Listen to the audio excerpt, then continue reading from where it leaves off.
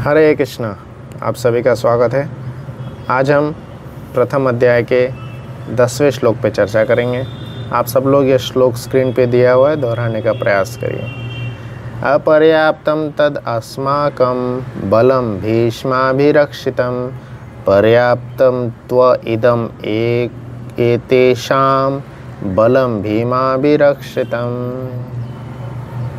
तो यहाँ द्रोणाचार्य को दुर्योधन जो है बता रहे हैं, अपर्याप्तम तद अस्माकम, हमारा जो सेना है यह बहुत अच्छी तरह से सुरक्षित है, क्योंकि हमारी कौन रक्षा कर रहे हैं? भीष्म पितामह रक्षा कर रहे हैं। भीष्म पितामह का बल अपर्याप्तम है, मतलब अनलिमिटेड है।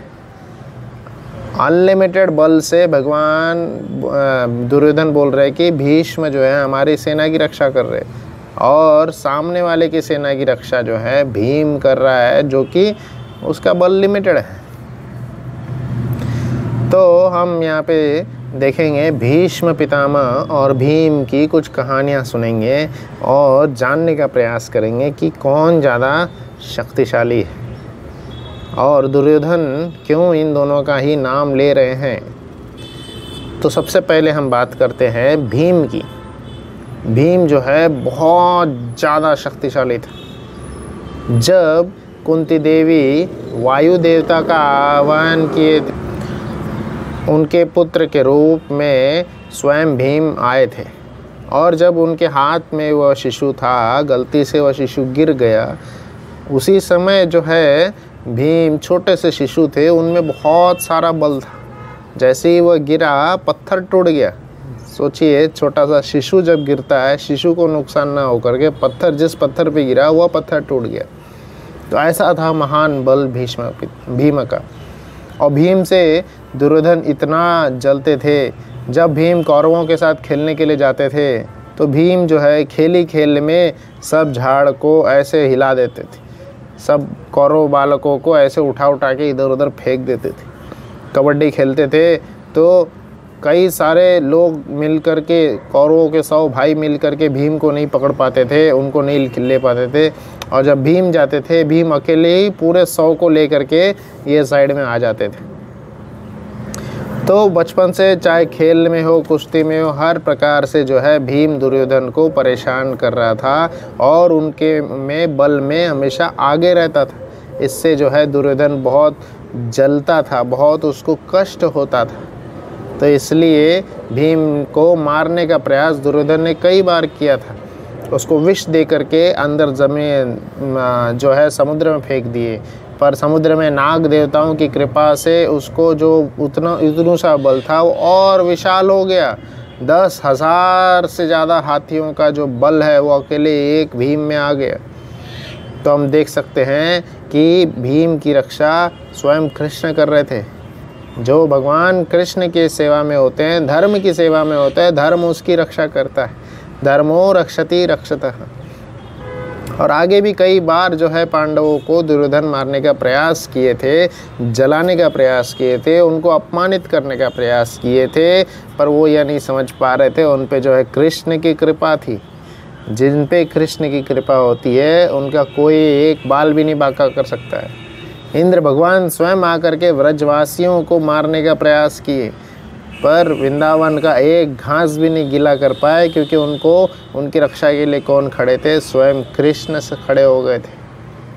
तो इस तरह से भीम जो है अनलिमिटेड बल के हिसाब से, दुर्योधन के हिसाब से वो बहुत ज़्यादा बल रखता था, पर भीष्म पितामह के सामने जो है वह उनका बल जो है बहुत ही कम था। तो यह इसलिए वह जो है यहाँ भीष्म पितामह से कंपैरिजन कर रहे हैं।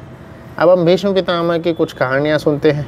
भीष्म पितामह हम देखेंगे कि वो स्वयं गंगा माता के पुत्र हैं, शांतनु और गंगा माता के पुत्र हैं, और उनका ट्रेनिंग यहाँ के किसी लोकल इंस्टीट्यूट में नहीं हुआ था।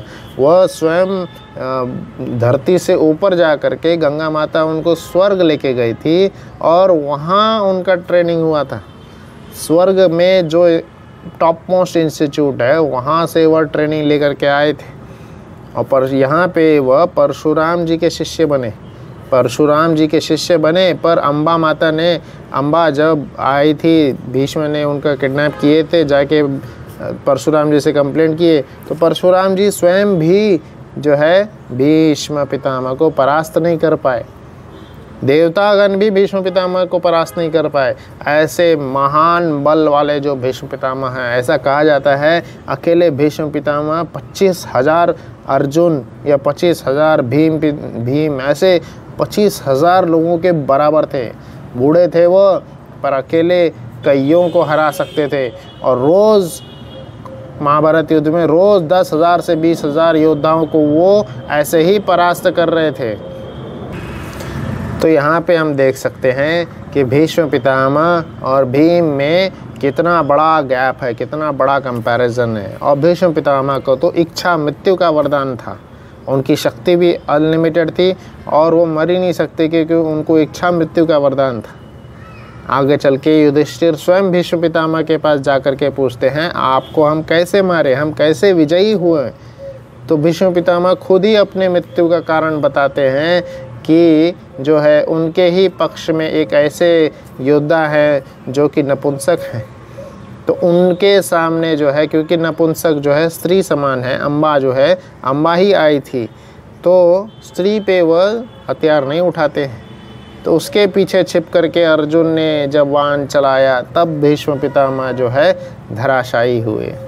ऐसे महान बल रखने वाले जो भीष्म पितामह हैं वह वहाँ पे खड़े हैं। पर याद रखिए, अनलिमिटेड बल भी हो तो कृष्ण के जैसा कोई नहीं। कृष्ण जहाँ है वहाँ पे सारे बल, सारी बुद्धि, सारी शक्ति सब फेल हो जाती है, क्योंकि सब में जो है अनलिमिटेड कौन है? कृष्ण है। ऐसे महान कृष्ण को मेरा बारंबार प्रणाम है। हरे कृष्णा।